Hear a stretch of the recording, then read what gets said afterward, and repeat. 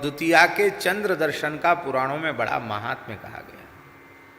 संभव हो सके तो प्रत्येक द्वितीया को, शुक्ल पक्ष की द्वितीया को चंद्र दर्शन अवश्य करना चाहिए।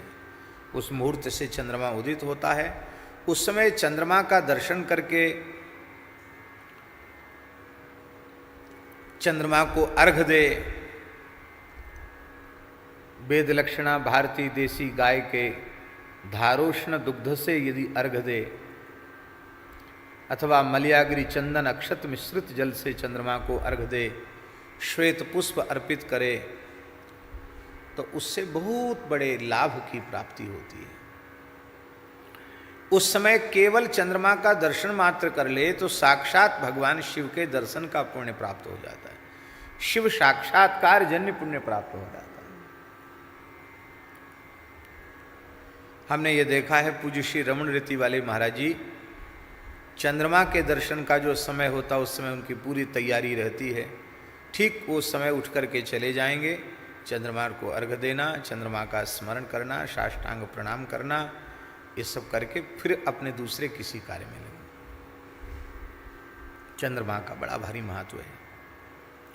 तो चंद्रमा जब द्वितीया को अत्यंत क्षीण हो गए, तब चंद्रमा अंत में श्री शंकर भगवान की शरण में आए, चरणों में पड़ गए, रोने लगे, बोले भगवान मेरे शरीर का नाश ही हो जाएगा, आप हमारी रक्षा कीजिए। चंद्रमा को रुदन करते हुए देखकर भगवान शिव को दया आई और उन्होंने उस द्वितीया के चंद्र को उठाकर अपने मस्तक पर जटाओं के ऊपर ललाट के भाग पर चंद्रकला को धारण कर लिया। भाले बाल विधुर गले चगरलम, बाल विधु बाल चंद्रमा,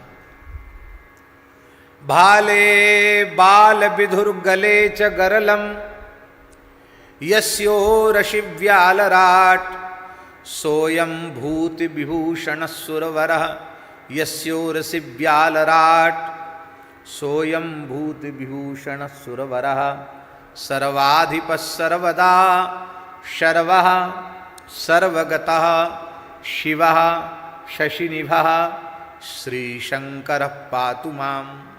गोस्वामी जी ने रामचरितमानस में अयोध्या कांड में ये मंगलाचरण में श्लोक कहा है।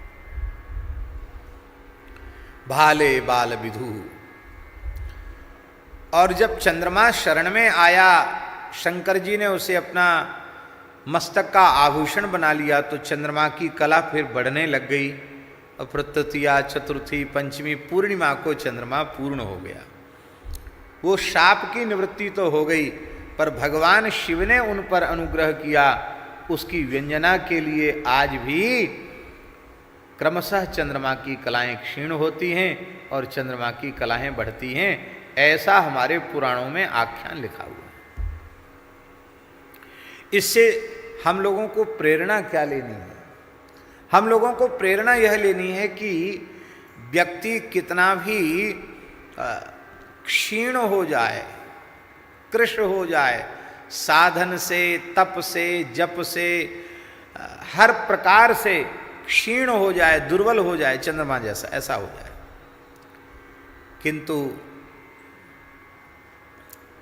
संत सद्गुरु यही शिव हैं। वंदे बोधमयम नित्यम गुरुम शंकर रूपिणम, यमाश्रितो ही बक्रोपी चंद्र सर्वत्र वंद्यते। शिव गुरु रूप शिव का आश्रय कोई जीव ले ले तो वह चाहे जितना क्षीण और दुर्बल हो, जिस क्षण आश्रय लेगा उस पतित से पतित जीव को भी वे अपना आभूषण बना लेते, अर्थात उसको अंगीकार कर लेते हैं। जब हरिगुरु संत अंगीकार कर लेते हैं, स्वीकार कर लेते हैं, तो फिर उसके जीवन का क्षरण समाप्त हो जाता है, फिर निरंतर उसकी उन्नति होती है, फिर उसके जीवन में पतन और क्षरण होता नहीं है।